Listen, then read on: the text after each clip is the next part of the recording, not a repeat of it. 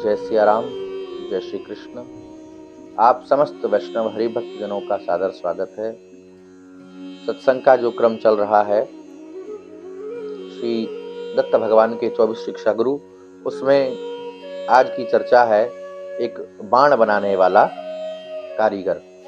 दत्त भगवान कहते हैं कि राजन, मैंने बाण बनाने वाले कारीगर से ये सीखा कि आसन और श्वास को जीत करके वैराग्य और अभ्यास के द्वारा मन को वश में करा जा सकता है, और मन को वश में करने के बाद बड़ी सावधानी से मन को लक्ष्य की ओर लगा देना चाहिए। जब परमात्मा में, जब परमानंद स्वरूप ईश्वर में, भगवान में, परमात्मा में, ब्रह्म में मन स्थिर हो जाता है, तब धीरे धीरे कर्म वासनाओं से मुक्ति हो जाती है। कर्म वासनाओं की जो धूल है वो बह जाती है, समाप्त हो जाती है। सतगुण की वृद्धि से, सतोगुण की वृद्धि से रजोगुण और तमोगुण, इन वृत्तियों का त्याग हो जाता है। ये वृत्तियां समाप्त हो जाती हैं और मन ऐसे शांत हो जाता है जैसे बिना ईंधन के अग्नि शांत हो जाती है।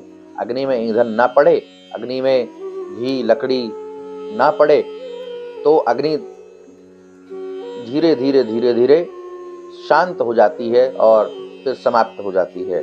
इसी प्रकार जिसका चित्त अपनी आत्मा में स्थिर हो गया, अपनी आत्मा में निरुद्ध हो गया, राजन, उसे भीतर बाहर किसी पदार्थ का भान नहीं रहता, किसी पदार्थ का बोध नहीं रहता। उसे न तो बाहर की क्रियाओं का पता चलता है, न भीतर की क्रियाओं का पता चलता है। मैंने देखा, भगवान दत्त कहते हैं कि मैंने देखा राजन कि एक बाण बनाने वाला इतनी तल्लीनता से, इतनी तन्मयता से बाण बना रहा था कि पास से एक राजा का काफिला गुजर गया। दल बल के साथ में राजा की सवारी निकल गई, लेकिन उस बाण बनाने वाले कारीगर को पता तक न चला कि कोई यहाँ से निकल गया है। एक दो नहीं, सैकड़ों सैनिक निकल गए राजा के साथ। राजा की सवारी निकली, सैकड़ों सैनिक, संतरी, मंत्री, श्रीमंत लोग निकल गए, दुंदुभी बजती हुई, ढोल नगाड़े बजते हुए निकल गए, लेकिन उसे होश ही नहीं था। उसे पता ही नहीं चला कि कोई आया और कोई चला गया।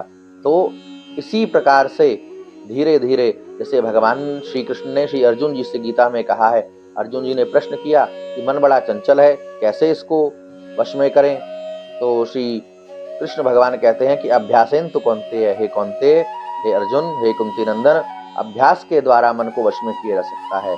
तो अभ्यास धीरे धीरे करिए ध्यान का, अभ्यास धीरे धीरे करिए प्राणायाम का।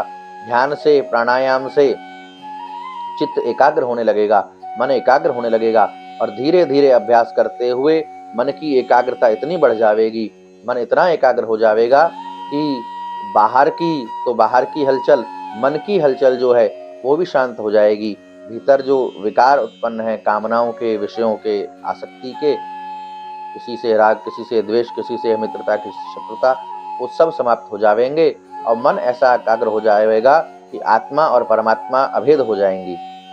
फिर किसी और की ना आवश्यकता महसूस होगी, न इच्छा होगी, न किसी का अभाव होगा, न किसी का प्रभाव होगा। ऐसी परिस्थिति को जो प्राप्त हो जाएगा, दत्त भगवान कहते हैं कि वो ही उस परमानंद को, परम सुख को अनुभव कर सकता है, उस परम तत्व को जान सकता है, जो इस प्रकार से अभ्यास करके अपने को इस स्थिति तक पहुंचा दे कि उसे भीतर बाहर होने वाली हलचलों का भान ही ना रहे, कोई पता ही ना चले। क्योंकि बाहर की हलचल को आप शांत कर लेंगे कहीं एकांत में जा करके, लेकिन भीतर की जो हलचल है, मन की जो हलचल है, वो परेशान करने लगेगी। तो प्राणायाम से बाहर की हलचल और ध्यान से भीतर की हलचल समाप्त हो जाएगी, और भगवान का नाम जप करने से, भगवान का ध्यान करने से जो आत्मा परमात्मा है उसमें एकता आएगी, समता आएगी, सामंजस्य बैठ जाएगा, और फिर नित्य परमानंद का अनुभव आपको हो जाएगा। तो किसी लक्ष्य क्या है? परमात्मा की प्राप्ति। उसको प्राप्त करने के लिए एकाग्रता चाहिए। एकाग्रता आएगी ध्यान से, प्राणायाम से और भगवान के नाम जप से। ऐसे अभ्यास करिए और भगवत प्राप्ति सहज सुलभ हो जाएगी। दत्त भगवान कहते हैं कि लक्ष्य को प्राप्त करने की जो कला है, जो तन्मयता है, उसकी शिक्षा मैंने प्राप्त करी इस बाण बनाने वाले कारीगर से। तो हम सब भी ये सीख लें कि लक्ष्य क्या है? परमात्मा। और साधन करने में ऐसी तन्मयता रहनी चाहिए कि हम सभी बाकी सब भूल जावें और केवल लक्ष्य पर ध्यान होवे, तो जो लक्ष्य है भगवत प्राप्ति वो हो जावेगा। आपके मन में भी कोई जिज्ञासा, कोई प्रश्न होवे तो आप कमेंट्स में लिख कर के पूछ सकते हैं। गुरु गोविंद की कृपा से उसका शास्त्रीय समाधान करने का इस दास के द्वारा प्रयास किया जावेगा। और अधिक से अधिक ये आप शेयर करिए, लाइक करिए और कमेंट करके बताइए आप और क्या सुनना चाहते हैं, क्योंकि ये क्रम जल्दी ही समाप्त होने वाला है।